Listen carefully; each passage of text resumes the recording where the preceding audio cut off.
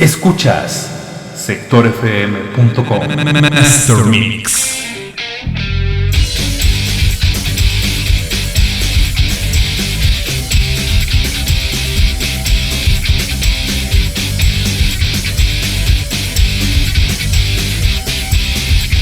Son las 6 de la tarde ya con 35 minutos en la capital de la República Mexicana, 25 minutos antes de las 7 de la tarde, y me da mucho gusto recibir en la línea telefónica a la maestra en Innovación Social, Economía Solidaria, maestra Marta Patricia Carrillo Núñez. Maestra, ¿cómo te va? Muy buena tarde.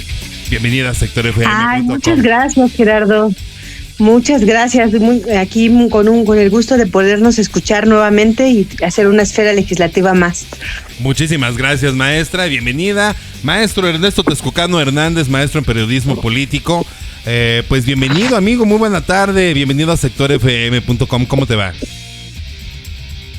Muy bien, estimado Gerardo. Un saludo para ti, para toda tu audiencia y también muy contento de estar aquí contigo otra vez en un lunes de esfera legislativa. Oye, amigo, yo sé que esto no estaba en programa, esto está fuera de programa. Sin embargo, me gustaría platicar un poquito rápidamente de tu presentación. El jueves o el viernes tuviste una presentación de un curso que estabas tomando y fue todo un éxito. El tema que entiendo que el tema que presentaste ese tiene que ver con el enlace legislativo del gobierno federal. ¿Nos puedes platicar un poquito a nuestra audiencia de qué significa esto? ¿Qué presentaste? ¿Cuál fue el estudio que realizaste, queridísimo amigo? Y bueno, obviamente decirte felicidades, qué orgullo. Yo te decía la semana pasada, mucha suerte, pero pues obviamente en este caso la suerte no jugaba porque bueno, pues había una preparación académica importantísima, amigo. Muchísimas gracias, estimado Gerardo. Pues nada más de manera muy breve, era una especialidad en Derecho Parlamentario y Técnica Legislativa, y el trabajo que presenté fue justamente para poder aprobar el programa de estudios que indicaba que de acuerdo al promedio adquirido, pues se tenían modalidades de titulación, y el proyecto pues fue justamente el tema del enlace legislativo, el pivote de producción de leyes.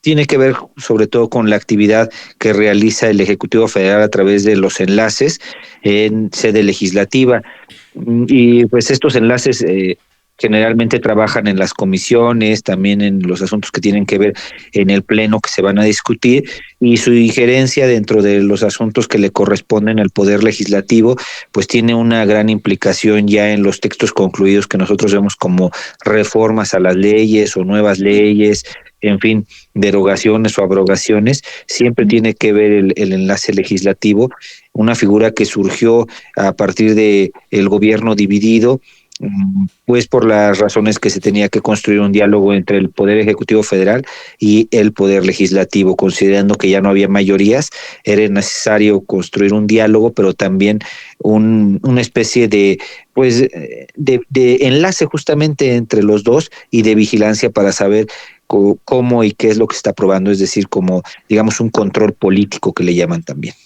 Pues enhorabuena, queridísimo amigo, muchas gracias por compartirlo, nos llena aquí en sectorfm.com de mucho orgullo, porque vaya, estos logros académicos y estos avances en los estudios, la verdad es que se valoran muchísimo. Enhorabuena. Y bueno, pues vamos a comenzar. ¿Les parece bien que comencemos, Marta, Ernesto, sobre este tema que tiene que ver con las agendas legislativas? Agendas legislativas que ahí están en las comisiones, agendas legislativas que están van en contra de reloj, porque bueno, este periodo ordinario de sesiones, entiendo, se acabará por ahí de finales de abril. ¿Ante qué estamos, queridísimo Ernesto Texcocano Hernández? Una agenda legislativa que entiendo va a dejar algunos temas por ahí pendientes, porque bueno, pues se viene un proceso electoral que va a acaparar no solamente los titulares de los noticieros, sino toda la actividad que tenga que ver con la política en México, y el Congreso de la Unión es parte elemental, fundamental, columna vertebral de lo que sucede en política. ¿Ante qué estamos, queridísimo Ernesto? ¿Cuál es tu lectura de esta agenda legislativa que está, pues, que está a todo lo que da, amigo? Sí, la agenda legislativa son documentos elaborados por los grupos parlamentarios o los partidos políticos que a través de los grupos parlamentarios presentan en sede legislativa. De acuerdo a la ley orgánica del Congreso, en el artículo 26, numeral 4, se establece que en la primera sesión ordinaria de cada periodo, los grupos parlamentarios presentarán una agenda legislativa que abordarán durante el transcurso de este periodo. La misma contempla, pues, es producto de aquellas plenarias que le llaman, son a esas reuniones que tienen las y los legisladores antes del periodo ordinario de sesiones, y se definen ciertas temáticas. Para ello, pues después de presentarlas en Cámara de Diputados, existe la conferencia para los trabajos legislativos, una conferencia que es la que trata de agrupar las diferentes agendas legislativas para empatar los temas y poder armar los calendarios de sesiones. Este órgano de gobierno pues solamente existe en Cámara de Diputados, mientras que en el Senado de la República la que hace este trabajo es la Junta de Coordinación Política, que busca crear el calendario de sesiones, pero también darle viabilidad a estas agendas legislativas que se presentan. En ese sentido, el periodo ordinario de sesiones que nos ocupa, que es de febrero a abril, pues tiene una gran cantidad de temas. Algunos ya los habíamos abordado en esferas legislativas pasadas y otros pues se están introduciendo, ¿no? Habría que señalar que inclusive la esfera legislativa anterior hablábamos de las propuestas del Ejecutivo Federal, de las 18 reformas constitucionales y 2 a leyes secundarias que había propuesto el 5 de febrero. En este sentido, valdría la pena decir que no solo son esos temas los que se pretenden tocar, pero sí llevará mucho tinte de estas iniciativas, considerando que el grupo parlamentario mayoritario y los otros 2 grupos parlamentarios en Cámara de Diputados y en el Senado son 3, pues se van a adherir a esos temas y buscarán impulsarlos. Así pues, estas agendas legislativas pues tienden a ver algunos de los asuntos que en la legislatura pasada quedaron pendientes o que se vienen rezagando de otras legislaturas. Tenemos, por ejemplo, los casos que veremos de temas de anticorrupción o temas como los de medio ambiente, en el caso del agua, que es un tema que se está calentando muchísimo, en primera porque hay una omisión por parte del legislativo para aprobar una ley general, y en segunda por las condiciones que se están presentando en el país. Pues son temas amplios, mi queridísimo Ernesto Texcocano Hernández, que si bien vienen arrastrándose, hay algunas comisiones o los partidos políticos que tienen sus propios intereses. Aquí yo quisiera, te voy a aventar el balón, mi queridísima Marta Patricia Carrillo Núñez, porque hay uno del Partido Acción Nacional que a mí me llama mucho la atención. Estamos frente a un proceso electoral en el que se ha hablado insistentemente y se ha dicho, por una parte, ha habido voces que indican y que dicen que el crimen organizado estará inmiscuido en estas elecciones, que son las elecciones más grandes de México hasta el momento, no solamente presidencia, no solamente gubernatura, sino también otras gubernaturas, aparte de la Ciudad de México, y vaya, bueno, alcaldías, si entiendo que alcaldías, presidencias municipales, y en donde, bueno, pues ya hemos visto en un marco de inseguridad que han empezado ya a asesinar a los postulantes para diferentes alcaldías, diferentes presidencias municipales en el interior del país. Hay una reforma de nulidad presentada por el Partido Acción Nacional. Es una reforma en nulidad de elecciones por injerencia del crimen organizado. Yo entiendo que, bueno, pues si se demuestra que participó o que hubo injerencia del crimen organizado en alguna elección de las tantas que se llevarán a cabo el día 2 de junio, bueno, pues entonces estoy entendiendo con esta reforma que serán nulas. Entonces habrá un nuevo proceso electoral. ¿Qué nos puedes decir al respecto, maestra Marta Patricia Carrillo Núñez, sobre esta reforma en nulidad de elecciones por injerencia del crimen organizado? Que, bueno, pues estamos en un país en donde el crimen organizado ha tomado las calles y postura y puntos políticos en nuestro queridísimo país, Marta Patricia Carrillo Núñez.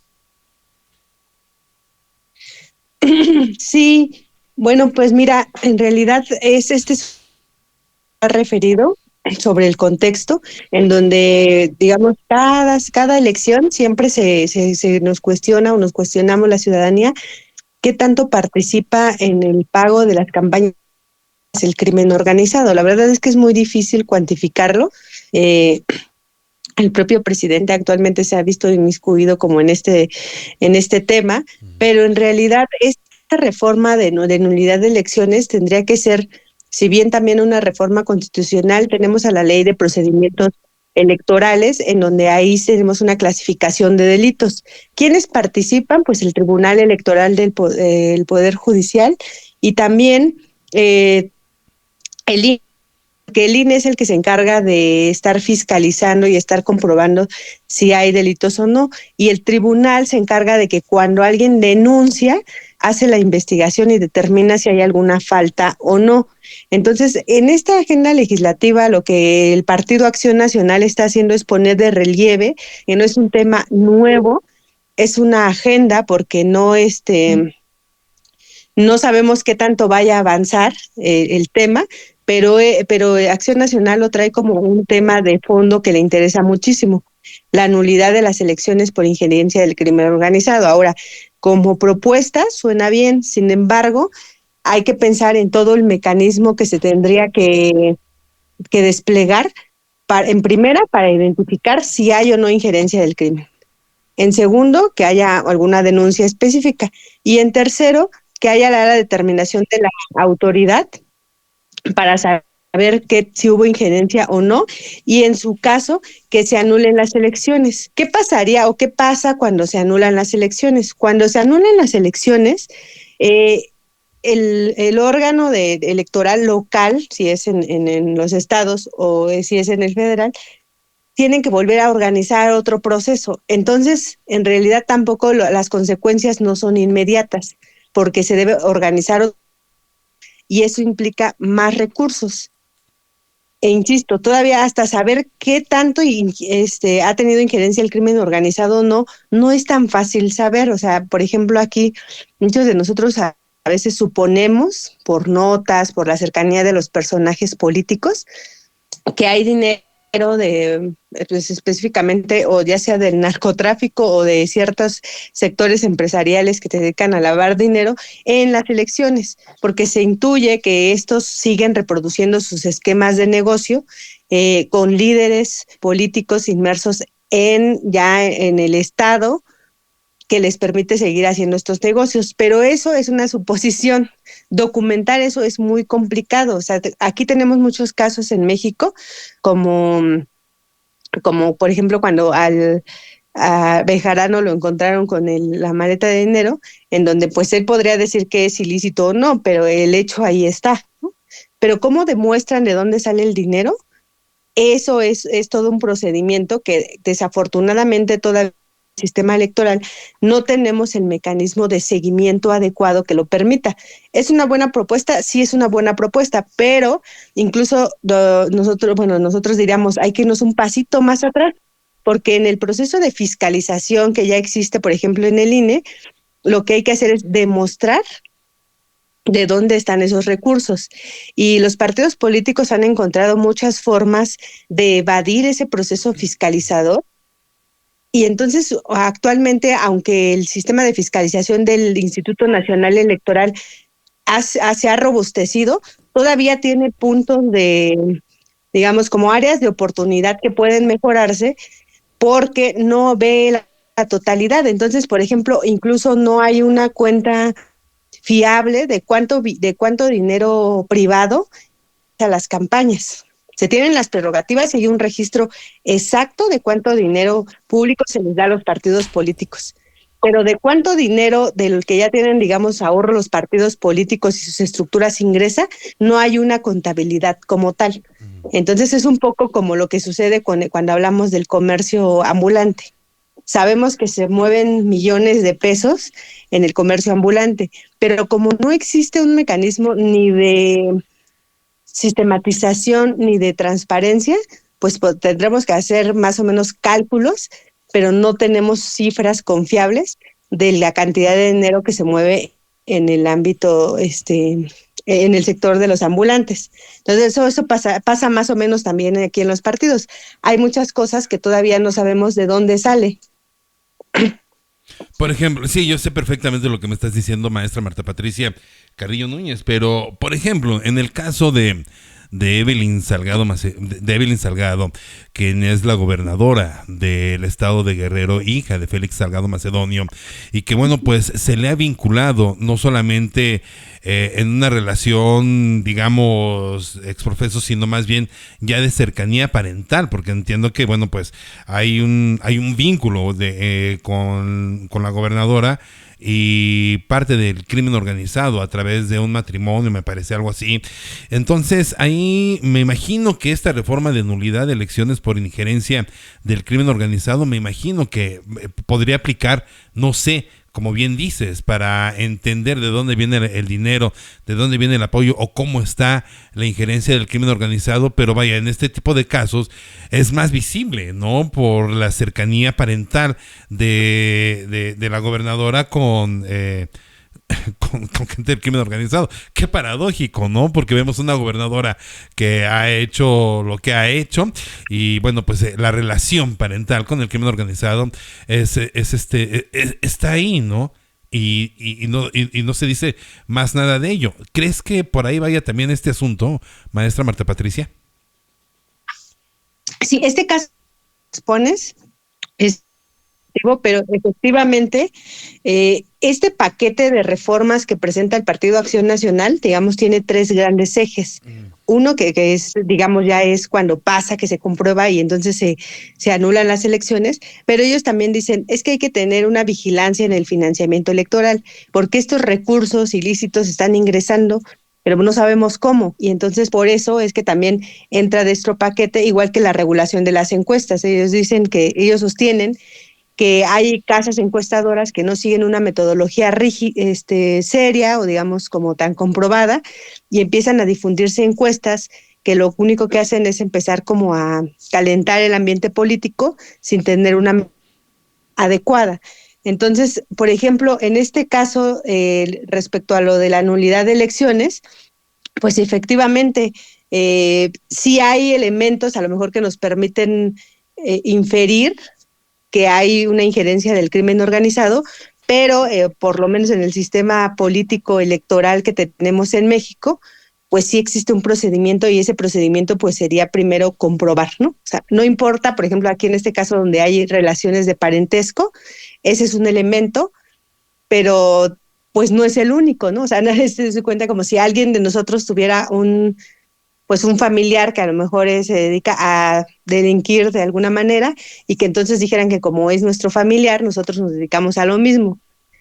No se podría así porque partimos del principio de presunción de inocencia. Claro. Y en ese sentido, el procedimiento para determinar si hay injerencia o no todavía es muy complicado porque, insisto, la fiscalización de tan solo en el ingreso de recursos en las campañas ya tiene un procedimiento bien marcado y el INE tiene claras el establecimiento de ciertas sanciones y el seguimiento, pero aún así hay muchas áreas de oportunidad en donde los partidos siguen ingresando dinero, pero eso no está fiscalizado, ¿no? Y han hecho una gran labor el INE, porque el INE actualmente incluso ya tienes que los candidatos a algún puesto tienen que registrar sus plataformas en el INE, porque el INE está monitoreando en tiempo real si invierten dinero en publicidad y cuánto invierten. Y entonces ya hay una como trazabilidad de los recursos financieros que te dicen de dónde salió ese recurso, cómo se usó, cuándo. Y esto ya es una buena medida que ha tomado el Instituto Nacional Electoral, pero que todavía nos deja muchas cosas libres, porque todavía hay mucho dinero en efectivo circulando por ahí, sobre todo en los procesos electorales. El INE que, bueno, pues maestra, hoy es objeto de dudas. Me voy a salir un poquito del tema por lo que sucedió la marcha de ayer. El único orador, Lorenzo Córdoba, quien fue presidente del INE y que bueno, pues ha tomado una postura política. Yo lo veo así, yo lo entiendo así, y bueno, pues hoy los detractores hablan de que siempre tuvo una postura política, y me pregunto si no ha sido así también con la presidencia actual del INE, porque obviamente con todo lo que ha sucedido en materia electoral ya hubiera sancionado y por lo menos bajado uno, dos que tres candidatos, ¿no? Por el tema de los abusos en materia electoral. Pero vaya, ese es otro cantar, ese es otro tema. Maestro Ernesto Texcocano Hernández, otra de los temas en la agenda legislativa está compartido un poco con los grupos, el grupo del Partido del Trabajo y del PRI, que tiene que ver en materia laboral, garantizar el acceso a prestaciones laborales a todos los trabajadores, independientemente de la modalidad de contratación en la que se encuentren, eliminación absoluta del outsourcing, reducción de la jornada laboral, mejorar el esquema de pensiones. Es todo un tema el laboral, y que bueno, pues ya lo habíamos hablado aquí en otra esfera legislativa, justamente por este asunto de la reducción de horas de trabajo. Lo recordaremos antes de que terminara el 2023, aquí lo platicamos. Este tema laboral sigue estando en la agenda legislativa. Sí nos va a dar tiempo, o les va a dar tiempo a las comisiones, a los diputados, sacar estos, que yo lo veo aquí, por lo menos 6 puntos importantes en materia de cuestiones laborales, mi queridísimo maestro en periodismo político. En mi opinión, pienso que deben de ser estos temas muy, pues no solamente discutidos, sino ampliamente documentados. Documentados me refiero a como tiene que ver con la iniciativa privada, con la economía sobre todo, y pues evidentemente no a todos los sectores involucrados les produce mucha felicidad estos temas, ¿no? Recordemos que pues implica de cierta forma cambiar los esquemas de contratación, las horas laborales, en fin, toda una serie de cuestiones que tendrían que adoptar medidas las empresas privadas que sí están reguladas o que no se encuentran en la informalidad para poder dar cumplimiento a este tipo de reformas. En mi opinión, siento que da tiempo poderlo discutir, pero no creo que tengan la suficiente voluntad política para hacerlo. Electoralmente pues, parece muy bien, es una buena idea, ¿no? Parece que pues se están preocupando por los derechos laborales, parece que es muy necesario reformar estas condiciones que actualmente prevalecen. Inclusive por ahí hay muchas voces de personas que dicen que este tipo de contratación o la forma de contratación actual es muy del neoliberalismo, como si esto se hubiera acabado con este gobierno, en fin. Y en mi opinión, este tipo de reformas tienen que ser ampliamente discutidas, no solo mediante foros de discusión y de análisis donde se invite a unos cuantos, sino más bien tiene que ver con el impacto que tendrían para la economía de las familias y también pues la implicación que tiene para el gobierno, porque si bien es cierto la legislación puede ser reformada, esta en muchas ocasiones pues termina por no cumplirse cuando se ponen o se establecen ciertas condiciones que perjudicarían la producción o inclusive a las empresas. Entonces, en mi opinión, queda muy poco tiempo. Podemos revisar cuántas sesiones ordinarias habría, cuántas reuniones de comisiones habría. Es poco tiempo el que queda tanto en Senado de la República como en Cámara de Diputados, considerando, por ejemplo, en el caso de la Cámara de Diputados, pues establece que las comisiones se tendrían que reunir al menos una vez al mes, ¿no? Para casi por lo regular, pero no es necesariamente que ocurra eso, ¿no? Y en el caso del Senado hay muchas comisiones que tienen mucho tiempo que no se reúnen, pues sacar los acuerdos para reformar las leyes no es tan sencillo como parece, a pesar de que se tengan los votos. Y en estos temas, en particular de lo laboral, es difícil realmente encontrar la voluntad.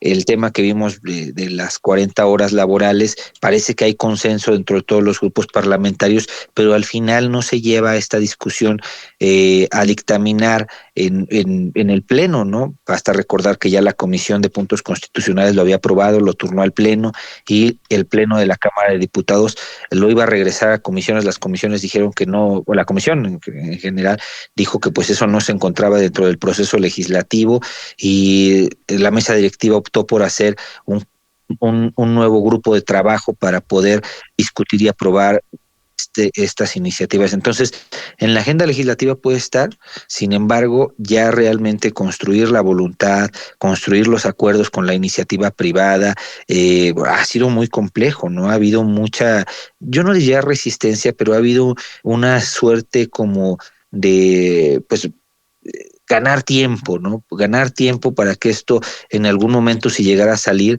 no llegara a perjudicar a la economía. Son muchos temas los que hay que sacar adelante. Materia electoral, política social, seguridad, medio ambiente, economía, salud y bueno, pues partidos políticos allegados a la Cuarta Transformación pues han puesto en el rubro de otros las 18 reformas y las 2 reformas, las 20 reformas de las que hablábamos la semana pasada aquí en sectorfm.com, en Esfera Legislativa. Ernesto Texcocano Hernández, son otros el paquete de reforma enviada por el presidente de la República. Y bueno, pues aquí lo que vemos es que para el Partido del Trabajo esta sí está marcado como una prioridad. Para el PRI, para el PAN, para el resto de los partidos no lo es. Entonces, pues si le sumamos, y a todo lo que ya estamos platicando aquí, Ernesto Texcocano Hernández, le sumamos el tema de los otros, que es justamente estas reformas, 20 reformas, pues entonces vemos casi imposible que pueda salir algo decente caminando de alguna reforma caminando desde del Congreso de la Unión, Ernesto Texcocano Hernández. Sí se ve complicado, también hay que considerar que pues la actual administración concluye en octubre, hay un proceso electoral prácticamente que es el que guiará pues casi el quehacer legislativo, en mi opinión. Los gobiernos por lo regular impulsan sus agendas legislativas generalmente los primeros 3 años, es decir, la primera legislatura que le corresponde, aunque ha habido gobiernos como el del presidente Sartori, que las grandes reformas las hizo en la última parte de su gobierno, en la última legislatura, porque no tenía los votos al Perdón, principio. Ernesto, te decías, dijiste el presidente Salinas de Gortari, ¿verdad? Porque no se escuchó bien. Sí, Okay, sí, con él fue disculpa. con uno que se hizo reformas, pero en la segunda legislatura, no en su primera. Aquí yo veo con toda sinceridad que ya es muy difícil que se pueda construir la voluntad para hacer reformas pues grandes, considerando también que al que le tocaría implementarlas sería el siguiente gobierno.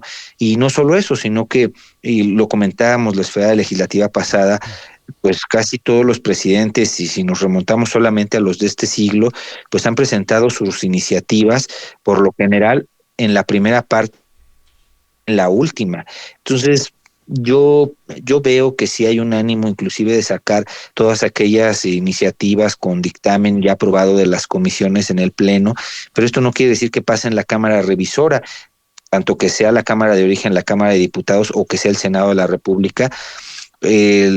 Basta recordar que el proceso legislativo es complejo, es tardado, es difícil, y cuando no hay voluntad política pues suele ser más lento y más difícil de poder concluir satisfactoriamente con una publicación en el Diario Oficial de la Federación. Entonces, en mi opinión, parecen agendas legislativas muy ambiciosas, parecen agendas legislativas que pudieran tener o que busquen pues, grandes cambios en la ley, pero eso no quiere decir que se puedan llegar a traducir, inclusive las del grupo parlamentario mayoritario, ¿no?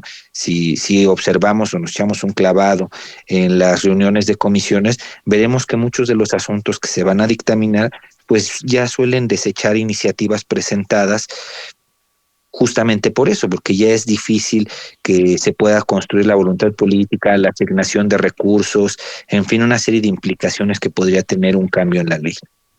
Maestra Marta Patricia Carrillo Núñez, otro de los temas importantísimos de la agenda legislativa es el tema de la salud. El PRI trae por ahí 2 puntos: el acceso a medicamentos gratuitos y medicamentos gratuitos para adultos mayores para el tratamiento de enfermedades degenerativas. En temas de salud, lo que hemos visto es mucho bla bla bla y poca acción. Vemos una acción que tiene que ver con una farmacia que pues deja mucho que desear. Me imagino que al rato para salvar el asunto del agua van a hacer un tinacote enorme, grandote, para ahorrar agua, ¿no? Vaya, el caso es de la salud, el caso de los tratamientos, de las medicinas gratuitas. Lo que hemos visto es que faltan mecanismos para hacer llegar estos medicamentos gratuitos a quienes así lo necesiten. Estamos ante una reforma que dice acceso, o estamos ante una iniciativa que dice acceso a medicinas gratuitas, pero tenemos en verdad, nuestro sistema de salud tiene la manera de hacer llegar estas medicinas a la gente como más lo necesita. Te lo pregunto esto, maestra Marta Patricia, pregunto tu reflexión en el marco de un sexenio, de un gobierno que, bueno, pues sí ha tenido una característica, es justamente la ausencia de medicamentos. Hemos visto manifestaciones a lo largo del sexenio en la que se solicitan y que, bueno, pues la gente exige medicamentos, por ejemplo, por poner un ejemplo, para el cáncer y el cáncer en infantes, que eso, bueno, pues lastima demasiado a una sociedad cuando ves a un pequeñín que padece esta enfermedad y ves a un gobierno que, bueno, pues no tiene la menor empatía para con ello. Y esta reforma o esta agenda que tiene el PRI en materia de salud, pues se antoja interesante. Sin embargo, pues tenemos el cómo para poder satisfacer esta reforma, esta iniciativa que trae el PRI, maestra Marta Patricia. Sí, en el tema de la salud todavía es más dedicado porque incluso tiene que ver con la capacidad de producción que tenemos en México. En México, si hablamos de la fabricación de productos farmacéuticos, únicamente tenemos 925 empresas, por así decirlo, que se dedican a producción de medicinas. A esto le tenemos que sumar a la ecuación el tema de que no todas las medicinas tienen la liberación. Entonces, por ejemplo, aquellas que tienen la patente liberada sí pueden ser producidas por estas 955 empresas, pero aquellos medicamentos que son muy especializados, por ejemplo, para el tema de cáncer, pues la verdad es que no pueden producirse por cualquier laboratorio, sobre todo porque requieren una tecnología muy especializada.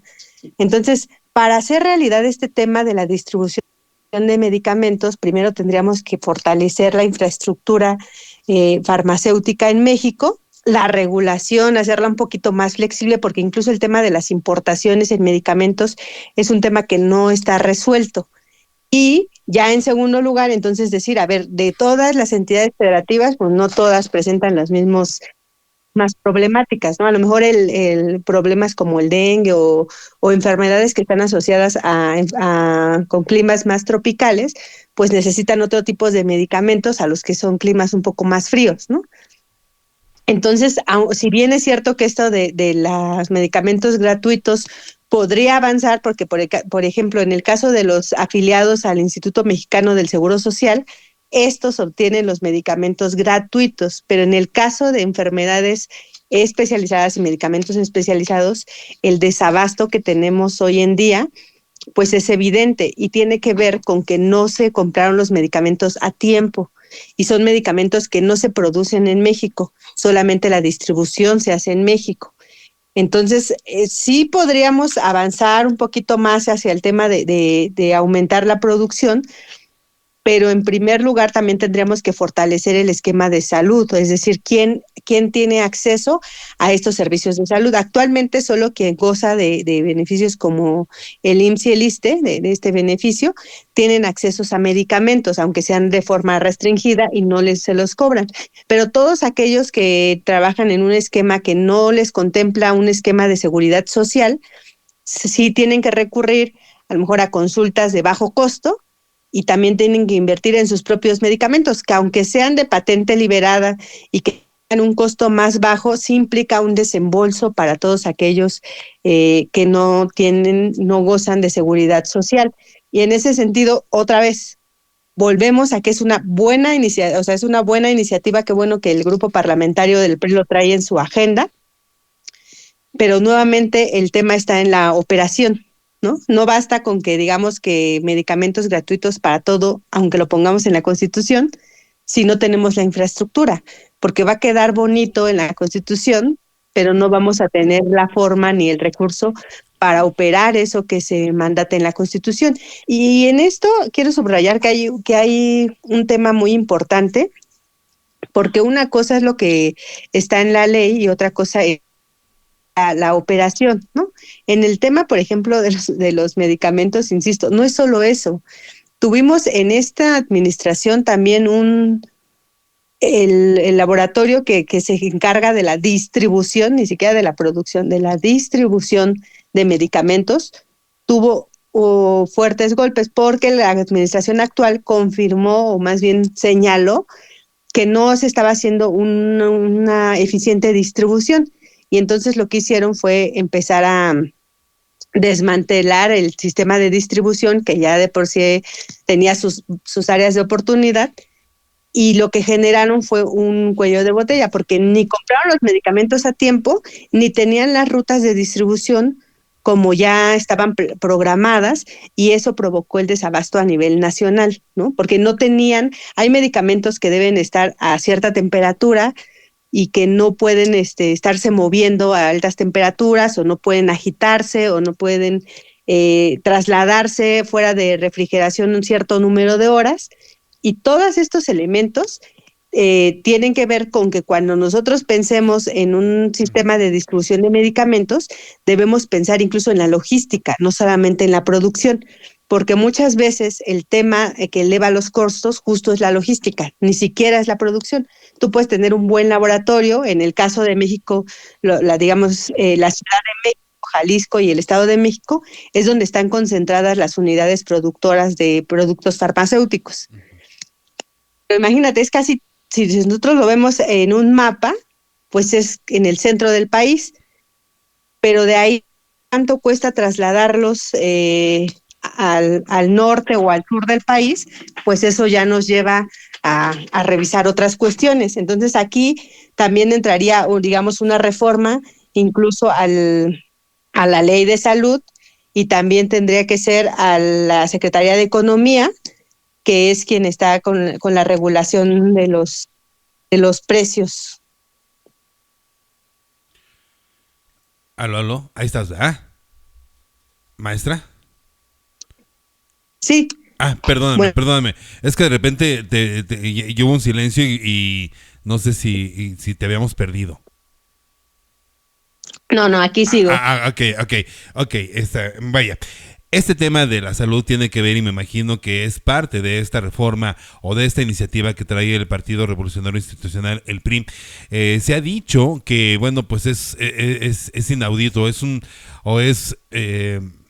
el colmo, ¿no? Que a la gente al adulto mayor se le da una pensión mensual que, bueno, pues se ha incrementado, y bueno, pues que es parte de los programas sociales que ha implementado esta administración, pero tiene que ver también con el tema de que pues se le da la vuelta al dinero, porque, bueno, pues la gente tiene que consumir sus medicamentos, con justamente mucha población de la tercera edad, bueno, pues ocupa ese ingreso para comprar sus medicamentos, y al final pues entonces se queda uno pues igual, ¿no? Se le da la vuelta al dinero de una forma tremenda, y bueno, pues el afectado obviamente es la persona, el adulto mayor que no tiene más recursos en muchas ocasiones. Yo lo he visto así, no tiene más recursos que justamente estos programas sociales, y bueno, al comprar los medicamentos se quedan sin dinero, y se quedan pues así como pues en el limbo, ¿no? De qué van a vivir entonces, ¿no?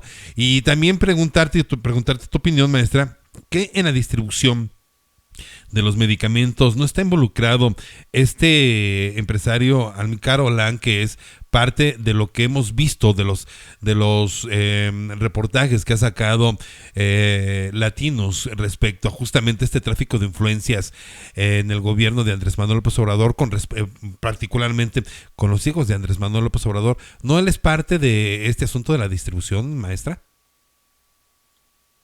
Sí, recordarán que durante el año pasado, digamos, el tema de Birmex es la empresa del Estado mexicano que se dedica a la producción y comercialización de medicamentos, de insumos médicos, y tanto el tema de Birmex como el tema de Segalmex han sido como dos casos emblemáticos porque la administración actual dice que encontró muchas irregularidades en estas dos instituciones. Es verdad, yo no dudo que sea verdad porque pues ellos ven cifras que nosotros públicamente a lo mejor no vemos, ¿no?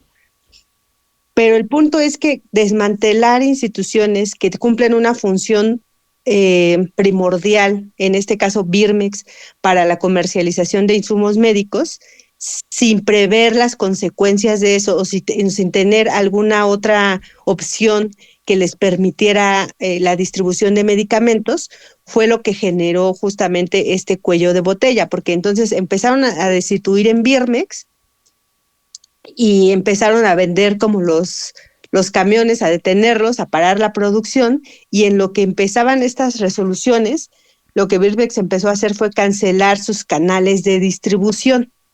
Si a eso le sumamos que el gobierno federal tardó mucho tiempo en firmar los convenios de comercialización con farmacéuticas extranjeras que le proveen a México medicamentos que no se hacen en México, y que todavía cuando llegaron no tenían dónde guardarlos porque Birmex estaba funcionando como al 80% de su capacidad, eso generó como un mayor desabasto.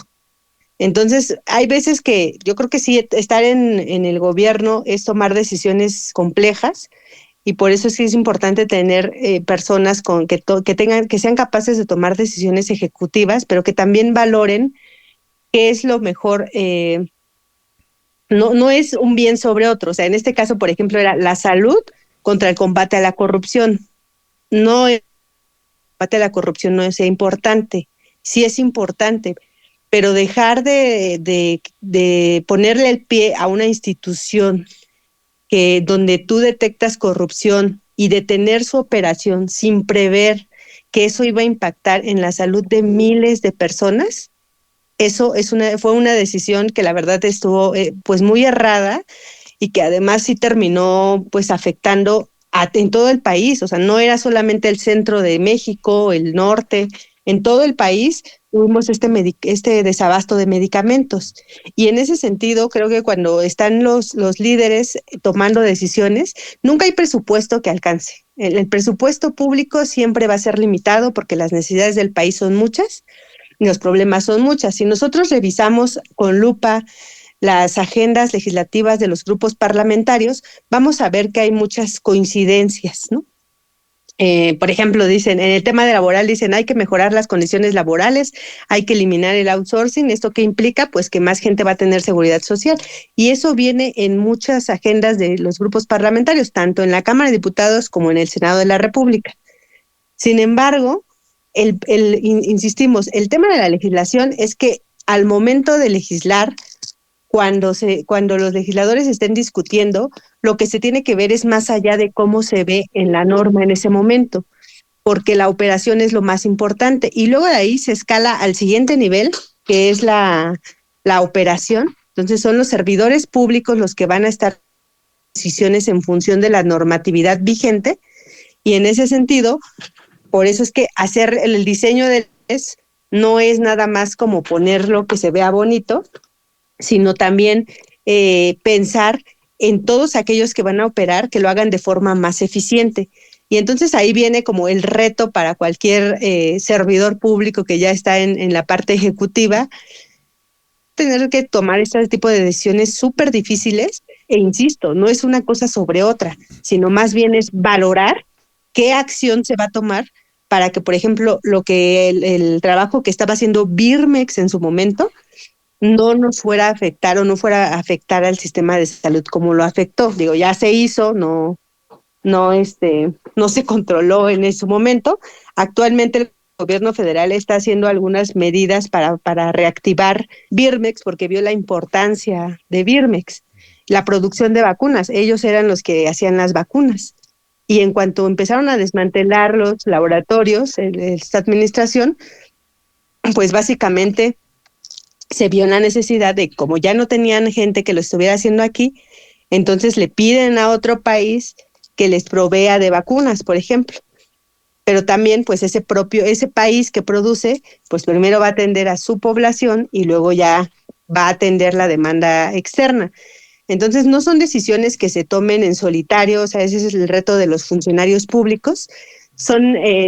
Pues sí tienen que tener una visión como de 360 o por lo menos 260 grados, en donde no solamente vean la parte que le corresponde, sino que vean qué de eso que están haciendo ellos le corresponde o le toca a más personas, porque eso sí son temas relevantes que al final pues afectan las vidas de las personas.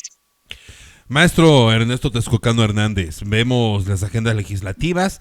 A mí me llama la atención ver poquitos tópicos, poquitos puntos en el Congreso de la Unión, en el Senado de la República. Hay titipuchal de temas que parece ser que pues no les va a dar, ¿no? Tenemos una agenda, un periodo ordinario de sesiones que termina en abril. Imagínome, y con base en lo que hemos hablado aquí en la esfera legislativa, se abrirá un periodo extraordinario de sesiones. Ya lo platicábamos hace algunas esferas legislativas aquí en sectorfm.com, y se va a abrir, entiendo así, otro periodo ordinario de sesiones. Preguntarte tu opinión al respecto, y uno de los temas importantísimos, vaya, álgidos que tenemos justamente de frente en ambas cámaras tiene que ver con el agua.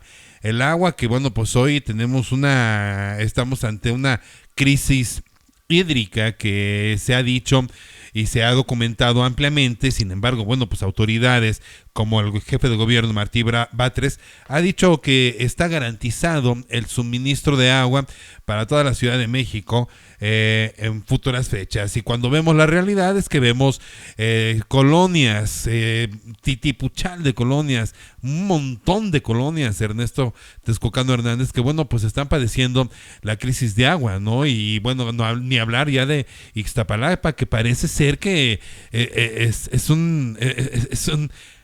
ya se acostumbraron, y qué terrible que la gente se acostumbre a vivir así, sin agua, allá en Ixtapalapa. Y bueno, pues hoy la exalcaldesa de Ixtapalapa pues está en campaña, o va a estar en campaña a partir del 1 de marzo para lograr la candidatura. Me parece un poco irrisorio y un poco y un tanto cuanto de locura que alguien que estuvo al frente de una alcaldía que no ha podido resolver el tema del agua hoy esté pugnando por la gubernatura de la Ciudad de México. El tema de la cantidad de tópicos en una y otra cámara, y bueno, pues el tema del agua, cómo lo aterrizas, amigo, tu conclusión. Invitar también a nuestra audiencia. El próximo jueves platicaremos contigo por ahí de las 7:15 de la tarde, tentativamente, sobre profundizaremos sobre el tema del agua, maestro Ernesto Texcocano Hernández.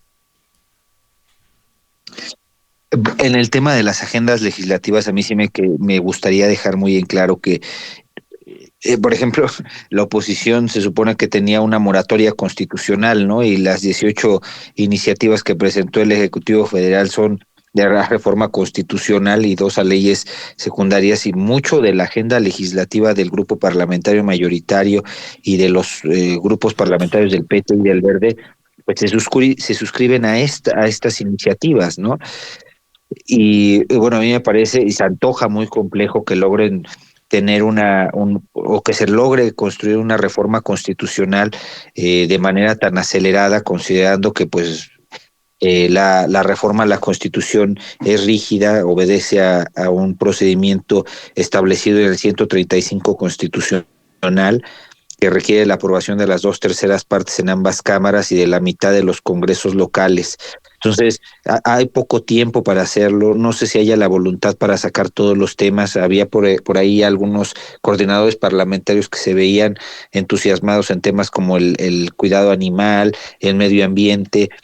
Sin embargo, eso no quiere decir que se vayan a aprobar, ¿no? En mi opinión, va a haber una gran cantidad de debates todavía en torno a esto, y es muy probable que, pues, de todo lo que se vaya a discutir, no todo necesariamente tenga que transitar por reformas constitucionales. Hay cosas que no necesitan reformarse ni en la Constitución ni en leyes secundarias, sino simplemente que el Ejecutivo aplique la ley como está, y en ese sentido, pues, no es necesario llevarlos a un ámbito de discusión en el Congreso. Sin embargo, pues, considerando la relevancia que que conlleva el discutir los asuntos en el Parlamento, por eso muchas veces se puede estar en esas discusiones.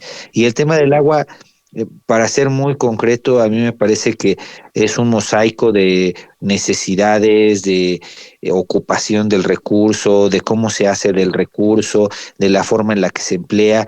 Nosotros generalmente que vivimos en contextos urbanos, lo asociamos generalmente con cómo y de qué forma nos allegamos del recurso. Sin embargo, pues, en los contextos rurales es distinto.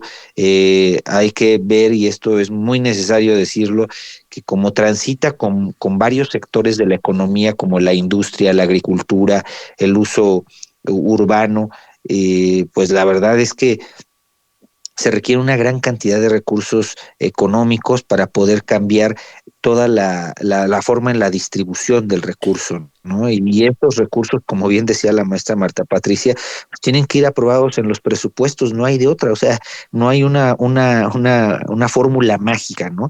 Sino simplemente aprobar recursos, aplicar los recursos, y no solamente es de este gobierno, ni federal, ni estatal, ni municipal, sino ha habido pues un dejar de hacer en materia de pues infraestructura hídrica, que ahorita lo estamos padeciendo y lo seguiremos padeciendo, ¿no? Y si se quisiera realmente aplicar una ley general de agua de manera fast track o rápido, no creo que funcione, la verdad. Y no solo eso, pues se tiene un incumplimiento por parte del Congreso de 11 años de retraso para discutir, aprobar y poner en marcha esta ley. Se debió de haber publicado en 2013 por una reforma constitucional que se dio en el 2012 para poderlo declarar como derecho humano al agua, ¿no? Entonces, ahorita estamos viviendo los estragos desde hace muchos años que ya se venía advirtiendo de esta situación, pero bueno, pues no entrarle tanto en el legislativo como en como en los gobiernos estatales, municipales y federales a invertirle en una infraestructura de agua, ¿no? A veces parece que eso electoralmente no funciona, pero tristemente ya estamos viviendo las consecuencias, y seguramente en algunos años la situación puede empeorar si es que no se empieza a invertir y sobre todo a cambiar el uso del recurso. Pues ya está, el próximo jueves platicaremos a fondo sobre el tema del agua, o sea, el tema hídrico en la Ciudad de México y lo que ello conlleva. Dicen, estamos a 120 y tantos días de tener un día cero sin agua, un día cero que, bueno, pues el gobierno federal incluso ha dicho que no existe. Bueno, pues ya platicaremos del tema el próximo jueves a fondo, queridísimo maestro en periodismo político Ernesto Texcocano Hernández. Maestra Marta Patricia Carrillo Núñez, bueno, ¿cómo concluir esta esfera legislativa? Una esfera legislativa que, bueno, pues hemos tratado diferentes temas que están ahí en la agenda legislativa. Se acabará el día 30 en abril, se acaba este periodo ordinario de sesiones. Me imagino habrá un periodo extraordinario de sesiones, pero tenemos enfrente un tema electoral que va a acaparar toda la atención mediática y política. ¿Cómo concluyes esta esfera legislativa, maestra Marta Patricia? Pues que es muy importante revisar qué es lo que va a pasar en este último periodo. Difícilmente, es casi improbable que haya un periodo extraordinario de sesiones, porque los legisladores se van a campañas, ya sea los que van a reelegirse o van a cualquier otro puesto, y entonces están más metidos en otro lado. El hecho de las constitucionales, la verdad es que también no se procesan, por lo que mencionábamos en la esfera legislativa pasada. Las propuestas del Ejecutivo Federal, pues más bien parecen una agenda de cara a las elecciones, de cara a las campañas y al próximo gobierno.